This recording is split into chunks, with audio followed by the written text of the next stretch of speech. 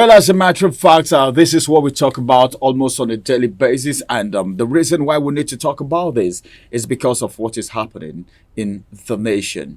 But then, there is a looming protest. This morning, APC came up to say, well, Nigerians should calm down. The protest shouldn't go on. Then Gumi said, well, the way it's going, there might be protests very soon. So a lot of people are prepared. And you know what it means? When majority of Nigerians are hungry, when you tell them this is what to do, they wouldn't hesitate doing it. That is hitting the street in protesting that there is hunger in the land. But then the federal government is making provision for 20 trucks of bags of rice to the 36 states, including FCT. I want to talk about that this morning. My name is Ramsey Enoch. And of course, joining me on the conversation is Michael Ekene. Good morning, Michael. Good morning, Ramsey. It's good to have you right here. Yeah. I wanted to say something, but I'm going to keep that until maybe tomorrow. Looming protests. We've heard about protests before now. A lot of people are warming up. And you know how protests happen in Nigeria. Yeah. There are some kinds of protests that we wouldn't want to happen anymore. But then people are being forced to the wall. You know, a hungry man is an angry man. And when a man is angry, you hardly put that person under control when someone is angry, except by the grace of God, with which every other thing is possible. Let's talk about this. Looming protest. Is that the best way to go when people are hungry? From what I'm hearing, there is a circulating online. There's a trend. These organizers of this protest tagged it End Hunger, End Bad Governance 2024. And also, they presumably want to start it 1st of August to 10th of August this year. 10 days on the streets. Yes. And then also, the second set also tagged it Sorosoke, protest Sorosoke, which is translated in Yoruba, speak out. Sorosoke. Ama Sorosoke. Sorosoke, which is translated, speak out. Speak out. Yet, so they Ẹ jẹ́ ká sọ̀rọ̀ sókè o. A sọ̀rọ̀ sókè o. Ẹ jẹ́ ká sọ̀rọ̀ sókè o. Ká sọ̀rọ̀ sókè o. Ó ti yé wa ká sọ̀rọ̀ sókè o. It don't choke us. We need to speak out. Ó ti yé wa náà ni. You know, when it gets here, you have to speak out. If you don't speak out, you choke with it. When he said, let the poor breathe. The poor in Nigeria have not been breathing, sir. Remember, Who said let the poor breathe? The president. Okay, during his campaign. Yeah. And then remember that these protesters are saying that the issue of subsidy removal is scam. That it should take it back to how it was, return it back so that fuel pump price returns back to below 300 per liter. And also, let it be that there is a public proclamation of what our senators are receiving. Declare their salary and take it down. That's the senators, people in public offices. And that brings us to cutting down cost of governance. It begins from the cutting down of allowances and salaries. When they say they will make sacrifices, this is what it is here. Cut down your salaries. Tell us, publicly declare their salaries to us, those in the House of Representatives.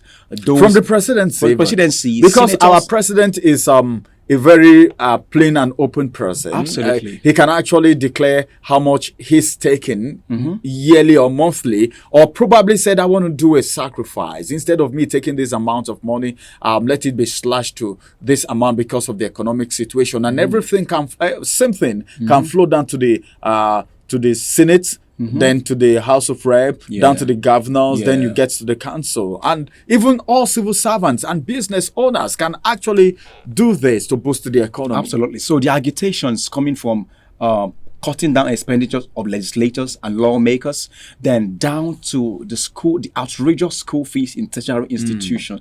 Bring it down minimum so that every Tom, Dick and Harry can have access to affordable education. Also, they talked about the electricity tariff that's been outrageously skyrocketed. Take it back to how it was before. And also, but if you can take the national anthem back, why can't we take all of this back? They can. It can be reversed. Yeah, it can. It can be reversed. Remember. So these are the reasons why there might be protests. This absolutely. These are good reasons. They are plight. They enumerated it. These are the things they are telling government to do for them, or they continue the strike.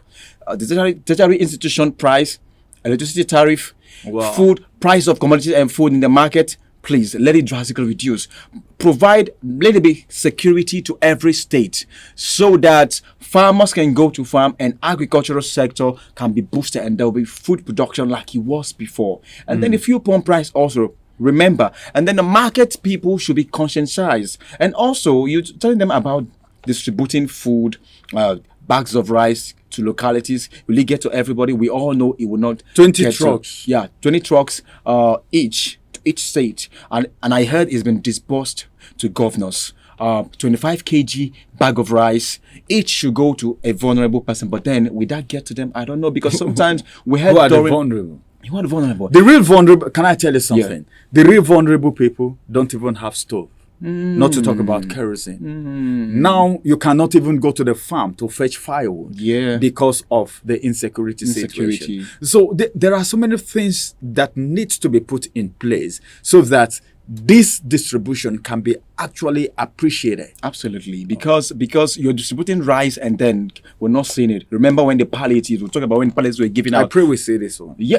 I pray. So this protest, remember that the controversial Islamic scholar Sheikh Ahmad Gumi has actually weighed in on the looming protest and said, hey, if this is a way to vent your anger to the government as a way of addressing social ills and the economic hardship and incessant hunger in this nation, go ahead. August 1st to 10th. I'm not surprised. We might see it. This is going to be where we'll round up. But then let me say this before we go. I'm not surprised that Sheikh Gumi is saying this, because if you go to the north, we have them in hundreds, in thousands, who go about begging. We have a lot of them begging, the Almajiris, begging for food or leftover food.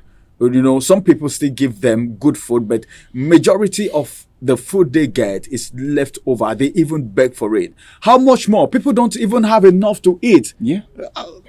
How will you talk about leftover? People don't have food to eat. Will there be leftover to be given to Almajiris? So this hunger is even more in the north than it is in other parts of the country, even though everyone is already faced with this hunger. But then let's see what the distribution of this rice will do. I think the federal government is dishing out their agendas one after the other. Now it is distribution of rice. First, before now, it was the suspension of duties. Now it is 20 trucks of rice to be distributed to all the states in Nigeria. Well, to the vulnerable, are you vulnerable? Will you get the rice? Is any measure put in place to supervise this process, this exercise? Will it be thorough? These are the questions in the minds of Nigerians. Thank you very much for staying there. This is a review. Will come on your way again, same time, same station tomorrow. And my name is Ramsey Ena.